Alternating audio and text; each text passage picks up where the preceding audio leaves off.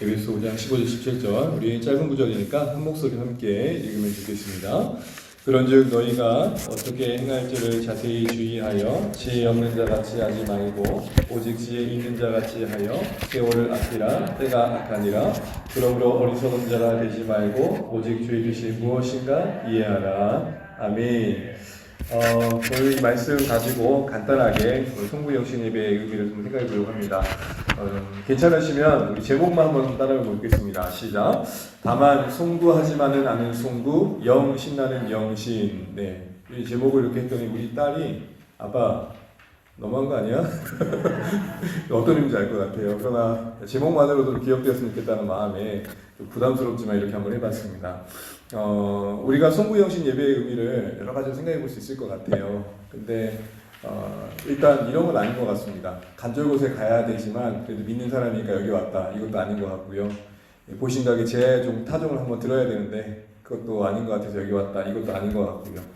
우리는 12월 31일이 특정한 신령한 날이기 때문에 이날을 섬기려고 예배로 대체하는 것도 아닙니다. 다시 말하면 기능적으로 그것을 대체하기 위해 예배를 만든 게 아니라는 것입니다. 이날에 예배하지 않으면 우리의 새해 운수가 다하기 때문에 오늘 이날을 정해서 굳이 예배하는 것도 아닙니다. 그래서 한국교회는 어느새 이게 너무 지나쳐서 물론 그거 자체가 틀렸다 볼 수 없지만 굳이 12시를 지나야 돼요. 11시에 송구를 드리고 12시에 형신을 해야만 뭔가 새해 운수가 더 올 것 같은 그런 의미로 드려지는 경우가 참 많습니다. 그러나 여러분 역사적으로 볼 때 이 송구 영신 예배의 시작은 존 웨슬리로 보는데요. 존 웨슬리의 어떤 면에서 이 송구 영신 예배의 내용이 들어졌으냐면 그때 예배 이름은 그렇게 이름을 붙였습니다. 송구 영신이라고 안 하고 언약 갱신 예배다. 지난 한 해를 다시 한번 재조명해 보면서 맞이하는 한 해를 새로운 헌신을 다짐하는 갱신의 시간이었습니다. 갱신이라는 의미가 여러 가지가 있겠지만 쉽게 말하면 떨굴 건 떨구고 마음을 새롭게 해서 새해를 맞이하겠다 이런 거겠죠. 갱신이라는 의미 앞에 언약이라는 의미처럼 하나님과 관계 속에서 자신을 새롭게 재조명해보는 시간을 갖는 겁니다. 그래서 다가올 시간의 의미를 다시 한번 묵상해 보면서 전망하고 헌신을 새롭게 하는 시간이 사실은 송구영신 예배의 역사적인 의미입니다. 한마디로 저는 이것을 이렇게 지금 지어봤습니다. 경건한 매듭짓기라. 하나님의 관점에서 우리의 인생과 지난 시간들을 매듭짓고 새로 허락하신 시간들을 맞이할 준비를 하는 거죠. 잘 이어가고자 하는 거죠. 지난달을 돌아보는 중에 회개도 있을 거고요. 감사도 있을 것이고 그러면서 하나님의 은혜와 긍휼을 구하는 마음도 있어야 될 것입니다. 그러면서 새해를 바라보면서 막연히 덕담 차원에서 잘 될 겁니다라는 희망만을 얘기할 수 없는 것은 우리가 이제껏 임상학적으로 그렇지 않음을 너무 잘 압니다. 그러기에 우리가 새해를 맞이할 때 좋은 일을 기대하지만 좋은 일만 있지 않은 것을 아는 분별도 필요한 것이죠. 그래서 은혜로 여기까지 왔듯 앞으로 맞이하는 새해도 은혜로 살아갈 것을 전망하면서도 무엇보다도 순례 여정 속에 피할 수 없는 고난도 있다는 것을 염두하면서 하나님 감당할 능력 달라고 그런 어떤 구하는 마음이 사실 새해를 맞이하는 우리 마음이어야 된다는 것이죠. 그런 의미에서 오늘 본문의 말씀을 가지고 그렇다면 우리가 오늘 이 시점에서의 각오와 미래를 어떻게 대하는 게 좋을까 생각을 해보려고 합니다. 여러분 우리가 에베소서를 읽었는데 에베소서는 잘 아시는 것처럼 총 6장입니다. 절반을 딱 나누면 1장부터 3장이 복음이고 4장부터 6장이 복음에 합당한 삶입니다. 그래서 여러분 성경 앞장을 잠깐 봐주시면 4장 6절 한번 읽어보겠습니다. 4장 6절입니다. 시작. 그러므로 주 안에서 갇힌 내가 너희를 권하노니 너희가 부르심을 받은 일에 합당하게 행하며. 1장부터 3장의 이야기는 우리를 부르신 하나님에 대한 이야기라면 4장부터 6장은 부름받은 우리는 이제 어떻게 살아야 돼? 삶의 방향에 대한 이야기입니다. 바울의 서신은 항상 밸런스가 그렇게 있습니다. 복음이 나오고 복음에 합당한 삶이 무엇인지. 우리의 신앙 자체가 이 말씀의 구조에서 봐도 통합적인 것을 알게 됩니다. 그런 의미에서 다뤄진 내용 속에 오늘 우리 본문이 있는데 우리가 참 중요한 것은 복음에 합당한 삶, 부르심에 합당한 삶에 있어서 우리의 시간의 영역도 우리가 살아가는 세월도 간과되고 있지 않다는 겁니다. 우리가 신앙생활을 한다 그럴 때 항상 뛰어넘어야 할 영역이 뭡니까? 종교생활이 아니라는 것이죠. 근데 문제는 뭐냐면 교회 안에 신앙이 머무는 것뿐만 아니라 우리의 일상마저도 종교화시킨다는 겁니다. 너무 영적으로 만들어가거든요. 어쨌든 우리가 그렇다면 이런 관점에서 오늘 본문의 권면에 따라 세월을 아낀다는 삶은 뭘까라고 할 때 이 아낀다는 의미를 좀 잘 알 필요가 있어요.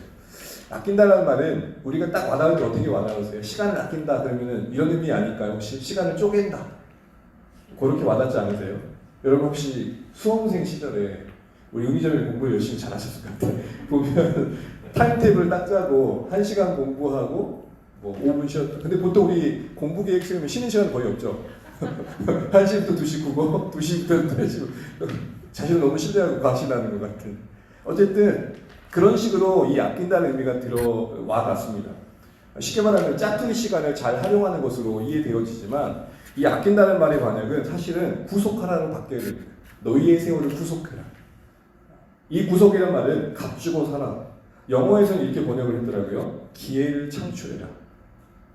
시간을 어딘가에 써서 그 시간을 재화로 비유한다면, 돈으로 비유한다면 시간을 써서 뭔가 남겨라 이 얘기를 하고 있는 것입니다. 우리의 시간은 흘러간다고 생각을 많이 하잖아요.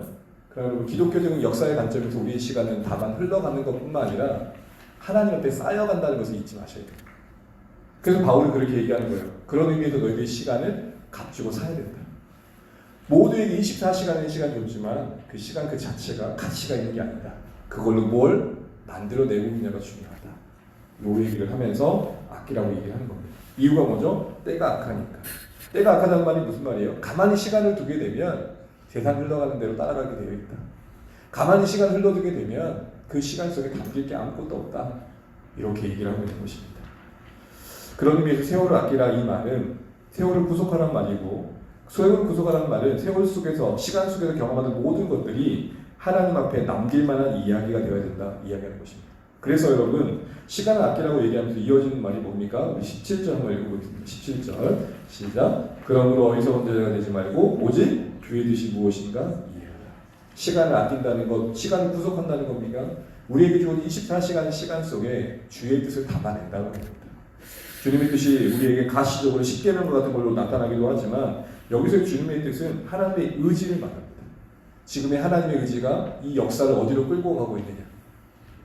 여러분 한 회사에서도 사장님의 철학과 의지가 회사 전체를 경영해 가잖아요. 거기에 맞게 부속된 조직들이 그걸 다 감당해 가는 것처럼 우리가 시간을 아낀다는 건 뭐예요?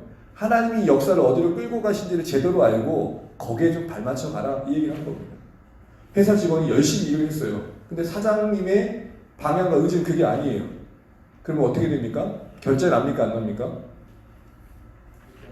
네, 감사합니다, 장로님. 던져버리지 않으면 다행이죠. 우리의 시간을 산다는 것은 바로 그런 의미입니다. 여러분, 하나님이 창조하신 세상을 버리지 아니하시고 이 타락한 세상을 창조하고 타락한 세상을 구속하시고 완성하신다는 게 하나님의 의지입니다. 이 의지를 꺾을 게 없습니다. 그러니 반드시 이루어질 건데 중요한 것은 그 의지 속에서 허락된 시간을 살아가는 우리 인생이 그 하나님의 의지와 일치되어 있느냐 이게 중요해요. 이걸 조금 더 한마디로 말한다면 소위 물리적인 시간 안에 하나님의 관점에서 가치 있는 구원과 거룩을 만들어낸다는 거죠. 더 쉽게 얘기한다면 우리 인생에 하나님의 이야기를 담아낸다는 것입니다. 이런 관점에서 겉면에서 우리 과거를 한번 평가해 본다면 우리 지난날을 아낀다는 건 뭘까요? 우리 지난날을 구속한다는 의미는 뭘까요? 우리의 지난날에 대한 태도를 좀 돌아보면 됩니다. 보통 과거에 대한 우리의 심리는 어떻죠? 과거에 대해서 돌아볼 때 우리의 마음은 어때요? 나름의 성취가 있는 듯 하지만 사실 그것은 미미하고 대부분의 많은 사람들이 과거에 대해서 갖는 마음의 태도는 무엇입니까? 후회, 아쉬움, 그리고 조금 하나님 앞에서 조금 깨어있다고 하는 신자들은 송구함. 송구하다는 말이 무슨 말이에요? 죄송해요. 미안하고 면목없고 되게 큰 걸 맡기셨는데 제대로 하지 못한 거에서 그 책임을 다하지 못한 거에 대한 죄송한 마음. 그게 정상적으로 우리 가운데 찾아오는 마음입니다. 때로는 이게 너무 지나쳐서 우리 이런 마음 가질 때 있죠. 제 나이 때 갖는, 저 나이에 찾아오는 사춘기에 갖는, 이 나이에 찾아오면 안 되는 사춘기가 그럴 때 갖는 마음입니다. 자존감이 확 무너지면서 무력해지는 거예요. 네, 뭐했노? 우리 미성년님 어떻게 한 해를 돌아보면 혹시 그런 생각 안 하십니까? 네, 뭐했노? 그런 생각 안 드십니까? 열심히 살은 것 같은데 내 손에 쥐어지가 아무것도 없는 것 같고 다 어디로 갔노라는 생각할 때가 있습니다. 그게 커지면 무력해져요. 왜? 어차피 내년에도 그럴 텐데 이런 마음이 갖는 거죠. 이런 과거에 대한 우리 일반적인 심리를 세월을 아낀다는 말씀에서 비춰볼 때 세월을 아낀다는 선택은 무엇일까요? 하나님의 관점에서 그 세월을 다시 한번 재평가해 보는 겁니다. 무슨 의미죠? 무엇보다도 지난 세월 안에 정말 감사할 건 하나도 없는가 생각해 보는 거예요. 세월을 아낀다는 것은 지난 날을 그냥 흘려보내고 제일 편한 건 그래요. 여러분 혹시 시험을 봤는데 엉망진창인 시험은 제일 편한 방법은 뭐예요? 찢어서 없애는 거예요. 그잖아요. 결별을 선언하는 거예요. 이거 나와 무관하다. 이 점수는 내가 아니다. 그냥 찢어 없애는 게 제일 편해요. 근데 세월이 그러나요? 나와 함께 따라다니잖아요. 그럼 그 세월을 아낀다는 건 뭘까요? 그런 실패, 나의 수치, 나의 후회를 감싸 안는 겁니다. 그리고 그거를 하나님의 구속의 관점에서 나의 인생의 약재료로 삼는 겁니다. 우리 대부분의 두 분 사이에서, 두 분 사이랑 부부입니다. 후회가 뭐죠? 내가 진짜 너 아니었으면 내가 정말 우리 그러잖아요. 내가 인생 여기까지 안 왔지. 근데 저만 우리 모두의 마음속에 적어도 그 관계 속에 그런 마음 없잖아 있지. 근데 세월을 아낀다는 건 뭐죠? 그 만남의 지난 날의 선택의 후에 매일을 희생시키는 게 아니라 설명할 수 없지만 너와 나를 엮어주시는 하나님의 은혜가 있을 거야라는 기대감으로 다시 그 과거를 끌어안는 겁니다. 그때 그게 실수가 아니었다. 그때 그게 하나님의 우리를 향한 인도하심이었다. 이렇게 인생이 재평가되어질 때 빛을 발하는 겁니다. 그리고 지난날의 그 슬픔과 아쉬움과 후회가 결별의 대상이 아니라 나를 자라게 하는 대상이다. 여러분 쓰레기는 가만 놔두면 어떻게 됩니까? 냄새와 악취가 나지만 잘 묵히면 뭐가 된다 그러죠? 거름이 됩니다. 과거에 대한 세월의 아낌의 지혜는 뭐냐? 그거조차도 사용하셔서 우리를 만드시는 하나님의 관점에서 나의 것으로 알아내는 겁니다. 지우고 싶고 결별하고 싶은 과거를 끌어안는 것, 그게 지혜예요. 그게 나로 말미암아 자초한 내 실수라 하더라도 그걸 통해 나를 겸손케 하시는 하나님 앞에서 그것을 잘 갖고 가는 겁니다. 그게 바로 과거에 대한 세월의 아낌입니다. 그 인생의 걸림돌이 아니라 디딤돌로 삼는 거죠. 그런 의미에서 여러분 송구의 시간을 통해서 우리가 이따 소각식을 할 텐데 이것을 과거를 지운다는 게 아니라 하나님께 나의 모든 실수와 잘못과 상처를 맡기되 이어지는 고백은 하나님 이것조차도 태워 없어지는 이것조차도 거름되게 해주십시오. 이런 고백이 있는 시간 되시기를 주의 이름으로 축복합니다. 미래에 대해서 우리는 세월을 아낀다는 게 뭘까요? 미래에 대한 일반적인 사람들이 갖는 심리를 생각해 볼 필요가 있어요. 대부분 미래에 대한 사람들의 생각은 무엇입니까? 어떤 마음이 제일 많이 들죠? 미래 생각. 미래가 창창한 애들한테 한번 물어보죠. 너희들 미래 생각은 무슨 생각이 드니? 하주나. 아무 생각이 없는 게 맞아요. 이 나이 때는 아무 생각이 없어야 돼요. 우리 임태경 선생님은 미래의 생각은 어떤 생각이 있는가요? 저는 별 생각이 없습니다. 네? 뭐요? 저도 별 생각이 없습니다. 네. 그것도 은혜일 수 있습니다. 네. 보통의 내일에 대한 생각은 막연한 내일에 대한 불안감이 사실 크죠. 그리고 수많은 선택들이 있을 것을 아니까 어떻게 살아야 되나 어떤 막막감도 오고 그게 너무 크게 압박감으로 오죠. 그래서 즐겁지 않아요. 이걸 한마디로 말하면 근심거리가 되는 거예요. 새날을 허락받았는데 선물 같지 않은 거예요. 누구는 새날이 선물이라고 그러는데 오늘 제가 라디오 방송 보니까 그러더라고요. 좀 나이 드신 그 앵커였는데 어떠세요? 했더니 이 나이 되면 별 마음 없어요. 그게 그거고 그날이 그날이고 30일이 무슨 의미가 하나도 없어요. 그 생각하신 거죠 지금. 별 기대도 없고 그냥 그런 것 같아요. 새로운 이슈거리가 나오더라고요. 그런가 보다 싶어요. 우리 그런 말까지 하시더라고요. 통일이도 그런가 보지라는 생각할 것 같다고. 살아갈 한 해의 삶에 대한 근심, 이거를 여러분 우리는 구속해야 됩니다. 구속한다는 건 뭘까요? 하나님께 이것을 쏨돌이 싸매어서 맡겨드리는 것입니다. 나의 능력이나 걱정 여하에 지금까지 내 인생이 달려있지 않았듯, 조마조마한다고 그 일이 더 잘 되거나 꼬이지 않았듯 맡겨드리는 겁니다. 그게 구속입니다. 내 걸로 삼지 않고 하나님께 맡겨드리는 겁니다. 다만 나는 그 허락하신 세월을 맞이하면서 성실로 채워가리라, 최선으로 채워가리라 요 생각을 하는 것입니다. 여러분 혹시 이런 삶을 살아가기 위해서 우리에게 필요한 게 뭐라고 생각하십니까? 저는 이게 필요하다고 생각합니다. 다른 게 아니라 끝을 생각해 보는 겁니다. 내일 1월 1일인데 12월 30일을 생각해 보십시오. 2022년 12월 30일.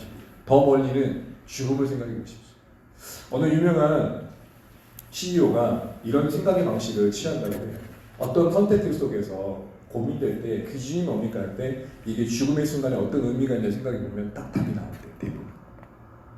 우리는 어디까지 생각이 될까요? 이 선택들이 나의 앞날들이 하나님 앞에서 어떤 평가를 받을까를 생각해보고 그 끝을 끌어와 현실을 대하는 겁니다. 그게 우리의 미래를 구속해가는 것입니다.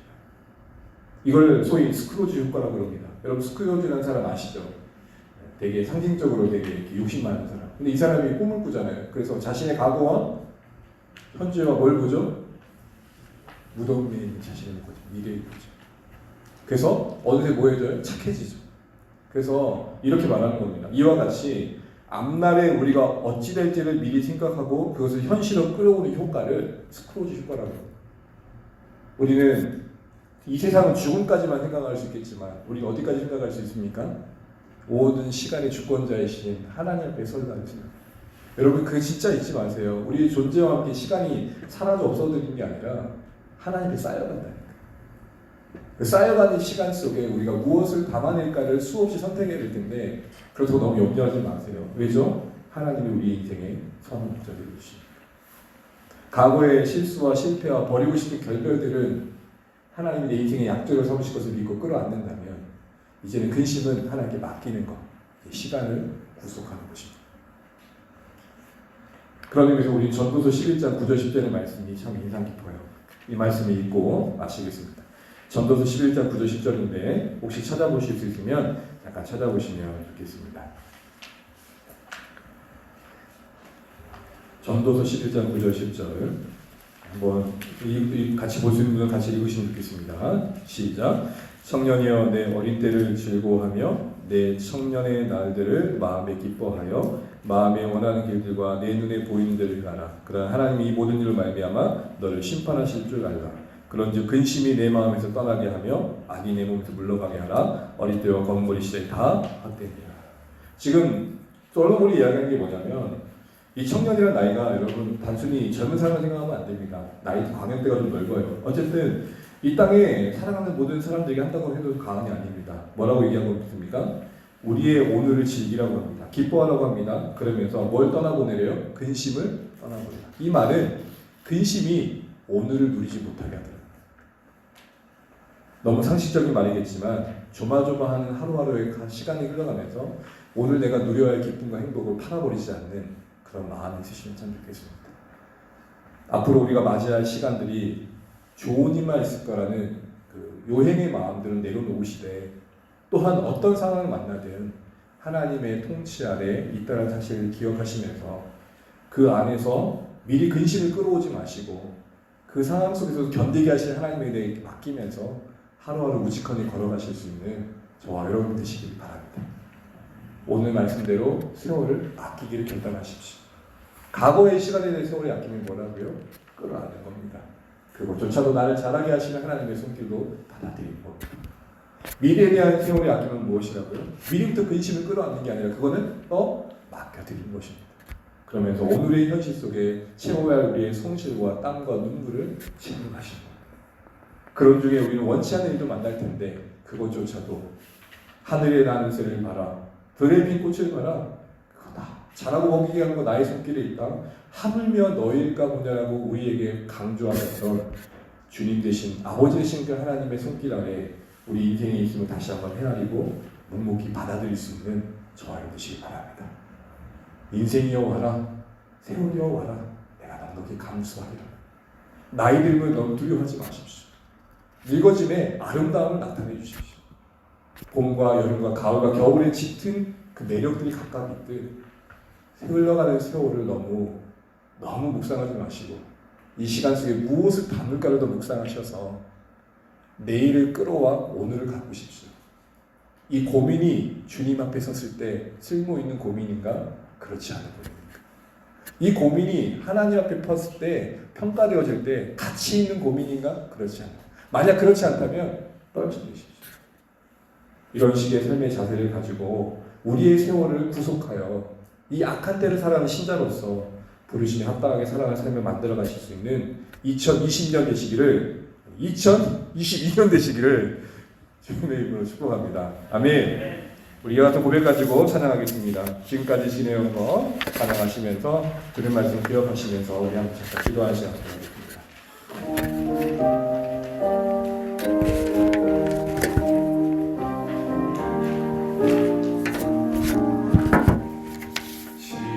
지금까지 지내온 것 주의 크신 은혜라 한이 없는 주의 사랑 어찌 이루 말하랴 자나깨나 주의 손이 항상 살펴주시고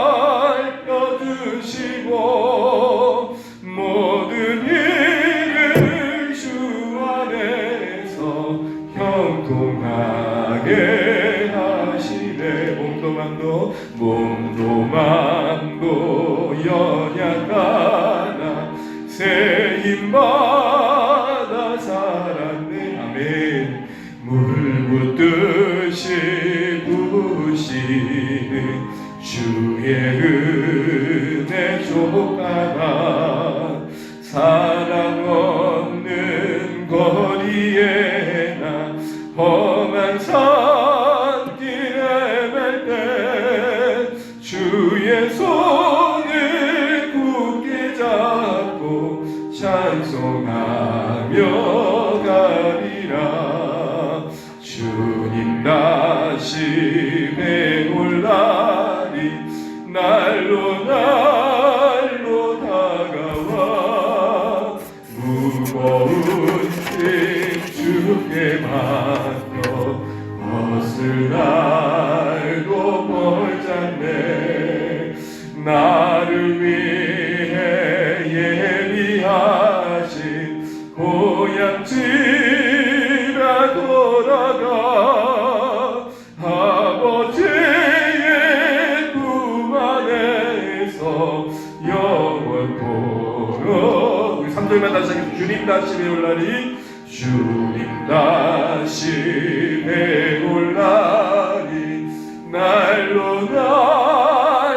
다가와 무거운 짐 주께 맡겨 벗을 날도 멀잖네. 나를 위해 예비하신 고향집에 돌아가 아버지의 품 안에서 영원토록 살리라. 기도하겠습니다. 사랑하는 성도 여러분, 주신 말씀 붙잡고 오늘 송구와 영신을 대하면 좋겠습니다. 세월을 아끼라 하십니다. 아끼라 하신 말은 구속하라는 말입니다. 구속하라는 말은 하나님의 관점에서 재조명해보고 하나님 앞에 의미 있는 시간으로 만들어내라는 것입니다. 세월의 약함 속에 우리가 살아가는데 이 시대의 가치를 따라 그냥 흘려보내는 것이 아니라 누구나 생각할 수 있는 마음과 자세로 대하는 것들이 아니라 주님의 복음 안에서, 은혜 안에서, 주님의 다시 오실 날 앞에서 우리의 과거와 오늘의 오늘과 내일이 구속되어지길 소원합니다. 과거에 대해서 또 미래에 대해서 하나님 원하시는 마음과 태도를 회복하게 해달라고 다시 기도하면 좋겠고, 이후에 이어지는 손부와 영신의 시간들을 통해서 다시 한번 맞이하는 새해를 갱신된 마음으로 하나님 맞이할 수 있는 은혜를 우리에게 달라고 우리 각자 한번 다시 기도하고 이후에 이어지는 시간들 갖도록 하겠습니다. 기도하겠습니다. 하나님 아버지, 은혜를 감사합니다. 우리 오늘 주신 말씀 안에서 하나님의 뜻 가운데 있기를 소원합니다. 세월을 아끼라 하신 주님의 음성을 듣기를 간절히 바라고 원합니다. 하나님 아버지, 우리에게 허락하신 이 한 날을 정말 잘 감당할 수 있기를 소원합니다. 무엇보다 하나님 우리가 지난달 2022년을 돌아보며 감사가 있게 도와주시고 그 하나님 아버지 우리에게 또한 지난달의 그 아쉬움과 또 후회와 또 부러운 선택들을 다시 한번 끌어안고 하나님 우리 인생의 약재로 삼게 하여 주시고 이걸 통해 나를 낮추시고 겸손케 하시는 하나님의 속도로 받아들일 수 있는 거룩의 관점에 회복되게 하여 주옵소서. 하나님 아버지 또한 다가올 날들에 대한 두려움과 염려와 근심을 하나님께 맡기게 도와주시옵소서. 하나님 그래서 하나님 우리 감당할 힘을 주시는 주님을 의지하며 감당할 순례의 여정들 넉넉히 지나갈 수 있도록 도와주시되 특별히 하나님 오늘의 우리의 들과 하나님 아버지 허락하신 시간을 마주해가는 하루하루 속에 하나님 아버지 주님 앞에 설날을 전망할 수 있는 믿음이 회복되게 하여 주옵소서. 주님 앞에 섰을 때 오늘의 우리의 선택이 어떠한 의미가 있을지를 생기면서 우리의 세월을 구속해가는 지혜로운 신자들로 이 땅의 삶을 살아갈 수 있도록 하나님 도와주옵소서. 하나님 이 시간 우리에게 성부와 영신의 시간을 가지고자 합니다. 지난달을 잘 정리하게 도와주시고 하나님 감사와 또 회개로 마무리하게 도와주시고 마주하는 한 달을 또 하나님 아버지 한 해를 기쁨으로 근심 떨치고 맞이할 수 있도록 우리에게 은혜를 더하여 주시옵소서.